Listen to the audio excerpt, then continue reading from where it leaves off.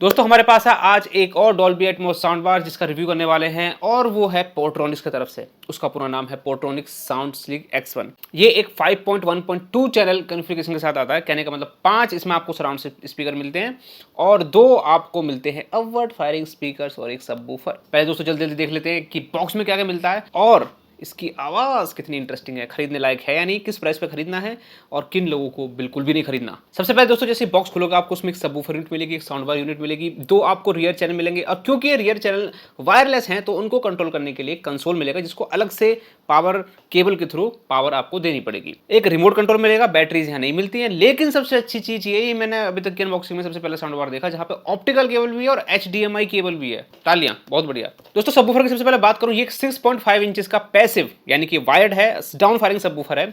काफी अच्छी mat finishing के साथ आता है और मतलब इसकी जो फिनिशिंग है ना काफी बढ़िया लग रही है दोस्तों देखने में, एक मतलब प्रीमियम फील दे रही है, तो प्लास्टिक वाली फिनिशिंग नहीं लग रही है। वैसे तो सारे जो सबवूफर होते हैं ना वो वुडन बॉक्स में बनाए जाते हैं लेकिन ऊपर से देखने में थोड़े थोड़े प्लास्टिक वाली फील देते हैं, वहां ऐसा नहीं लग रहा है। थोड़ी सी एक रबराइज्ड मैट फिनिशिंग दी गई है। सामने की तरफ पोर्ट्रॉनिक्स की ब्रांडिंग मिल जाती है, नीचे की तरफ और पीछे की तरफ मिल जाता है सिर्फ एक बेस रिफ्लेक्स पोर्ट, इसके अलावा और कुछ नहीं है। वायर है जो कि आपको सबवूफर से अटैच करना है क्योंकि एक वायर्ड स्पीकर है। दोस्तों साउंड बार की बात करूं, फ्रंट में आपको डॉल्बी एटमॉस की ब्रांडिंग मिल जाती है, लेफ्ट साइड में और राइट साइड में पोर्ट्रॉनिक्स की ब्रांडिंग मिल जाती है। ये एक मेटल मैश मिल जाती है सामने की तरफ और इसके पीछे 3 ड्राइवर मिल जाते हैं और बीच में एक डिस्प्ले मिल जाती है जो कि अच्छी काफी ब्राइट है। ये जो 3 ड्राइवर है दोस्तों आप जानते हो कौन कौन से चैनल्स हैं, एक है सेंटर चैनल, एक है लेफ्ट, एक है राइट। लेफ्ट और राइट के लिए जो ड्राइवर यूज किए गए हैं यहाँ पे यूज किए गए दोस्तों ओवल शेप की रेस्ट्रैक्ट शेप के ड्राइवर्स, लेकिन जो सेंटर के लिए दोस्तों 2 सर्कुलर शेप के ड्राइवर यूज किए गए हैं और उनके बीच में वो डिस्प्ले है।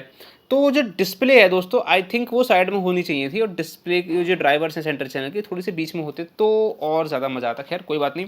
ऊपर की तरफ दोस्तों काफ़ी अच्छी फिनिशिंग है, एक फाइबर ग्लास मिल जाता है, चिकना चिकना और ग्लोसी ग्लोसी। दोनों कोनों पे ऊपर की तरफ टॉप पर आपको अपवर्ड फायरिंग स्पीकर मिल जाते हैं और ये 2.25 इंचेस के अपवर्ड फायरिंग स्पीकर हैं। जो सेंटर चैनल में भी जो 2 by the way speaker use किए वो भी 2.25 इंचेस के आपको ड्राइवर मिल जाते हैं सर्कुलर शेप के। साउंड बार के पीछे सारे कनेक्टिविटी ऑप्शन मिल जाते हैं जैसे कि HDMI, EARC इसलिए क्योंकि डॉल्बी एटमॉस को सपोर्ट करता है, ऑप्टिकल पोर्ट, USB, ऑक्स सब कुछ मिल जाता है। इसके अलावा दोस्तों जो रियर चैनल्स हैं वो ही सेम लुक मिलता है। ऊपर की तरफ आपको मिल जाता है ग्लास लगा हुआ, फाइबर ग्लास, ठीक है, ग्लोसी फिनिशिंग में। और वहाँ पे जो ड्राइवर यूज़ किए गए हैं जो लेफ्ट एंड राइट चैनल के लिए यूज़ किए गए थे वो यही यूज़ किए गए यानी कि ओवल या रेस्ट्रैक्ट शेप के ड्राइवर्स। दोस्तों लुक्स तो एक नंबर है, बिल्कुल अपने प्राइस को जस्टिफाई करते हैं। हालांकि मैं आपको बताऊंगा किस प्राइस पे खरीदना है, अपना पैसा वेस्ट मत करना बिल्कुल भी इस साउंड बार पे अगर उस प्राइस पॉइंट से ज़्यादा निकले तो। फिलहाल आप साउंड सैंपल सुनिए और फिर मैं आपको बताता हूँ इसकी साउंड कैसी है और ये लेने लायक है या नहीं है।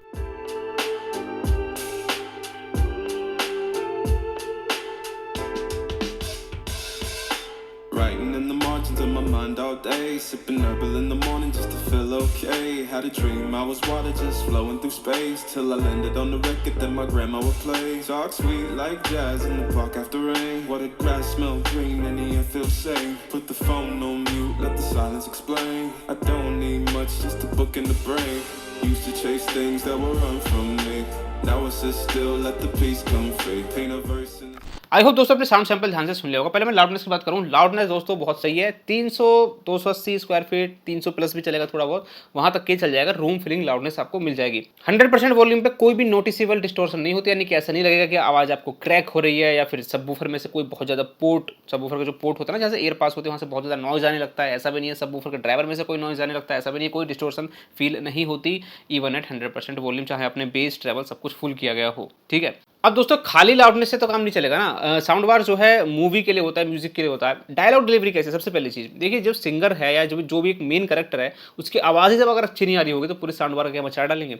डायलॉग डिलीवरी की बात करते हैं। डायलॉग डिलीवरी दोस्तों यहाँ पे काफ़ी अच्छी है। मैं आपको एक चीज़ बताना चाहता हूँ, जितने भी ये रेस ट्रैक शेप के जो ड्राइवर होते हैं ना ये लगभग अच्छा परफॉर्म करते हैं देन सर्कुलर शेप के जो ड्राइवर। तो जो रेस ट्रैक शेप के जो ड्राइवर हैं यहाँ पे, वहाँ से दोस्तों सिंगर की आवाज़ हो या मूवी के अंदर जो डायलॉग डिलीवरी हो, पीछे जो रियर स्पीकर है वहाँ भी आपको रेस ट्रैक शेप के ड्राइवर मिल जाते हैं। तो ओवरऑल मतलब जो वोकल्स हैं ना वो काफ़ी आपको थोड़े से मतलब थिक साइड हैं। थिक का मतलब perfectly thick, not over thick, क्योंकि वोकल्स पतले जो होते हैं दोस्तों बहुत बुरे लगते हैं। ऐसा लगता है जैसे किसी छोटे से डिवाइस में से आवाज़ आ रही हो, छोटे से मोबाइल में से आवाज़ आ रही हो।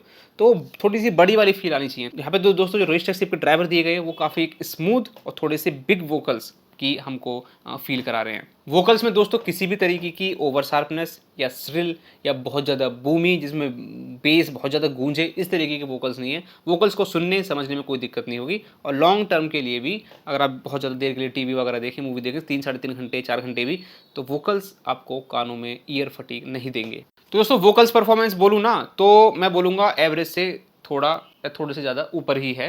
बहुत ज़्यादा एक्स्ट्रा ऑर्डिनरी तो नहीं है। एक्स्ट्रा ऑर्डिनरी चाहिए दोस्तों कम से कम 30,000 रुपये साउंड बार पे स्पेंड करने पड़ेंगे, तो दोस्तों वो तो यहाँ नहीं है, लेकिन इस प्राइस के हिसाब से अच्छा है। सिंगर की जो वॉइस है दोस्तों काफ़ी हद तक आप एंजॉय कर सकते हो, मीडियम टू लो वॉल्यूम पे। बहुत ज़्यादा लाउड वॉल्यूम पे तो देखिए दिक्कत आ सकती है लॉन्ग टर्म में, बाकी लो मीडियम वॉल्यूम पे आप सिंगर की वॉइस को एंजॉय करोगे। आप कैजुअली ना हर तरह के गाने सुन सकते हो। ऑडियो फाइल्स के लिए ऑफकोर्स सिस्टम है नहीं, ठीक है। और इसमें जो है आप पंजाबी गाने, हिप हॉप गाने और अलग अलग जॉनरा के, जैसे कि आपका love song, romantic song, sad song, casually किसी भी तरीके की म्यूजिक को सुनते हैं। स्पेशली उन लोगों के लिए ज़्यादा मैं बोलूँ ना कि जो मूवीज़ देखते हैं रेगुलरली, लेकिन कभी कभार म्यूजिक भी सुन लेते हैं। ज़्यादातर टीवी के साथ कोई वीडियो सॉन्ग देखना हो, MP3 या वैसा कोई स्पॉटिफाई वगैरह को आपको चलाना हो, तो वो सब आप कर सकते हो। अब दोस्तों सबसे पहले एक और हाईलाइट की बात कर लेते हैं इसकी बेस के परफॉर्मेंस के बारे में सुनने के लिए बहुत सारे लोग बेताब रहते हैं। मैं अपनी चीज़ बोलूँ, बेस ना तो बहुत ज़्यादा डीप है, ना बहुत ज़्यादा लाउड है, ना बहुत ज़्यादा बूमी है, ना बहुत ज़्यादा आपको वाइब्रेशंस, बहुत ज़्यादा थंप, एक कमरा हिला दे, घर हिला दे, ऐसा कुछ बेस यहाँ आपको नहीं मिलने वाला। बेस थोड़ा सा बैलेंस साइड रखा गया। और सबसे अच्छी चीज़ दोस्तों ये है, मुझे जो चीज़ पसंद आती है सबसे पहली पॉइंट, बहुत ज़्यादा नॉइज़ क्रिएट ना करे बेस। ना तो वो डीप वाइब्रेशंस बहुत ज़्यादा हो, ना ही वो अपर बेस की बूम हो, ठीक है, और ना ही बहुत ज़्यादा फैला हुआ बेस हो। तो दोस्तों यहाँ बेस में जो क्लैरिटी है मैं बोलूँगा मतलब अच्छी है प्राइस के अकॉर्डिंग, और बिल्कुल भी जो बाकी जो ओवरऑल साउंड क्लैरिटी है उसको भी बिल्कुल भी बेस डिस्टर्ब नहीं कर रहा है। इनफैक्ट मैं बताऊँ एक्शन सीन्स में जो आपके जो साउंड इफेक्ट्स होते हैं, या फिर कोई हॉरर या फिर सस्पेंस वाली मूवी है उसमें जो बैकग्राउंड म्यूजिक होता है, वहाँ बेस काफ़ी अच्छा परफॉर्म कर रहा है। अब दोस्तों मूवी में सराउंड साउंड आपको यहाँ कैसे मिलेगा, ये भी तो सोचने वाली बात है। देखिए सराउंड साउंड यहाँ आपको अच्छा मिलेगा, लेफ्ट राइट का पूरा इफेक्ट मिलेगा। जो चीज़ अगर आपके पीछे के लेफ्ट साइड से आवाज़ आनी चाहिए, पीछे के लेफ्ट साइड से आएगी, कोई गाड़ी इधर से उधर गई तो आपको ऐसे इधर से इधर फील होगी, तो वो सब एक प्रॉपर जैसा 5.1 में आता है फील होगा। लेकिन अगर मैं डॉल्बी एटमॉस की बात करूँ, क्योंकि जो उसमें 2 अपवर्ड फायरिंग स्पीकर दिए हुए हैं, जैसे कि मैं हर वीडियो में बताता हूँ, वो इतनी ज़्यादा इफेक्टिव नहीं होते अनटिल एंड अनलेस वो जो स्पीकर से आपके सीलिंग में डायरेक्ट अटैच हों, जो कि एक रियल होम थिएटर में होते हैं। तो आई होप आप इसको समझ पाओगे। तो साउंड बार आप 50-60 हज़ार 1 लाख कितने का भी ले लो, तो ये जो अपवर्ड फायरिंग स्पीकर हैं इतने कैपेबल नहीं होते। हालांकि एक वर्चुअल एटमॉस क्रिएट करने की कोशिश करते हैं, जो बहुत थोड़ा थोड़ा आपको मिलेगा। आई बात समझ में?